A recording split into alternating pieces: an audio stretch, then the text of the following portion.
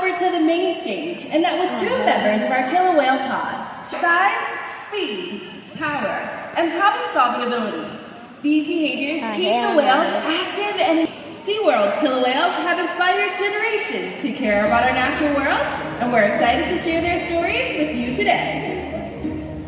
Killer whales are the ocean's top predator.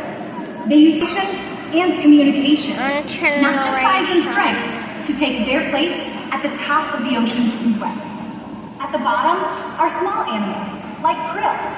At the top, the apex predator, the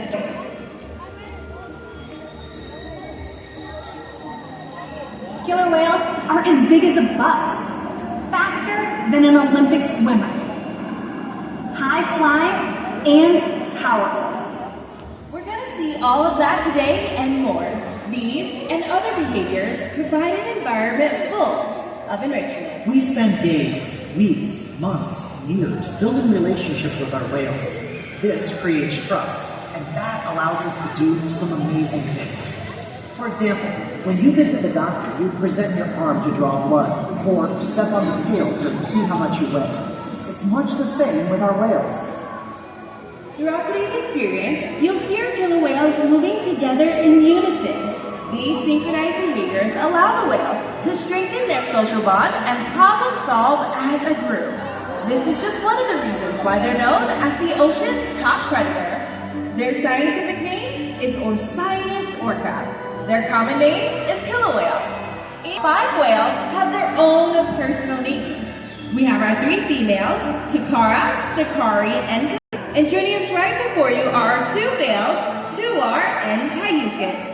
Kamea is the youngest whale of our pod at just 11 years old, and Takara is the oldest at 33 years old.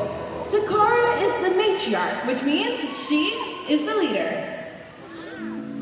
These whales trust us and play an active role in their health and well-being. Through the use of positive reinforcement training techniques, we're able to teach the whales husbandry or healthcare behaviors.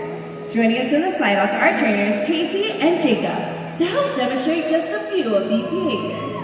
One of the first behaviors we teach our whales is called a fluke present, and that is where the whale presents their tail flukes to their trainers. As you can see, both Tuar and Kayukin demonstrating beautifully. Not only does the fluke present allow us to experience the whale's entire body, but it also grants us access to the easy-to-see, shallow veins on the white undersides of their tail flukes. Our veterinarians are able to collect a blood sample from these veins at least once a month, and our whales are conditioned to remain calm throughout the entire procedure. Something that you may see throughout today's presentation are the trainers giving the whales back rubs, tail massages, or even splashing water with them with the blue bucket. That is because killer whales have very sensitive skin, and it's just one of the ways for us to strengthen our relationship with them. Now, collecting blood is just one of the diagnostic tools to ensure our animal's health. Another important tool is how much each animal weighs. We weigh our whales on a killer whale size scale located in our back adjacent habitat. We do so by asking our whales to slide their entire body up and onto that scale, just as Kayukin is demonstrating for you all in the slide out. Now with Kayukin resting in this position, you'll see a large region of his body, from his dorsal fin all the way down to those tail flukes, still remain within the water. That region is known as the peduncle, and it possesses several powerful muscles and can weigh over several hundred pounds. So with the peduncle resting in this position, we wouldn't be able to get an accurate weight. To solve that problem, we'll ask our whales to lift their tail up and out of the water, just like this.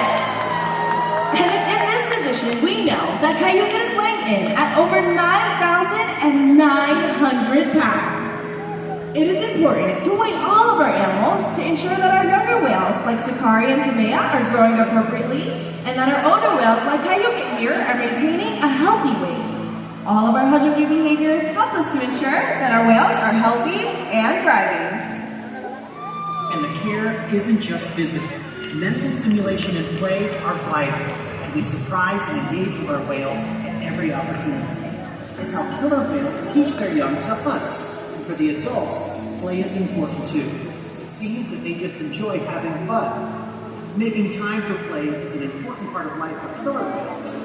information for us. Why did they say killer whales? Observational learning and mimicry play a critical role within the life of a killer whale. Killer, okay? From the moment they are born, They're killers. they are learning That's why they're necessary called life skills killer by whales. watching and Not playing killers. follow the leader with their mother Say and hi. other members of the pod.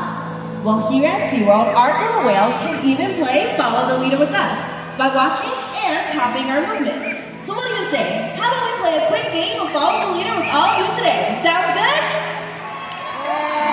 Awesome. Well, let's have everyone stick one hand high into the sky and give Kayukin and Tuar a great big wave hello. Check it out. They were paying very close attention. Killer whales have incredible eyesight both above and below the surface of the water.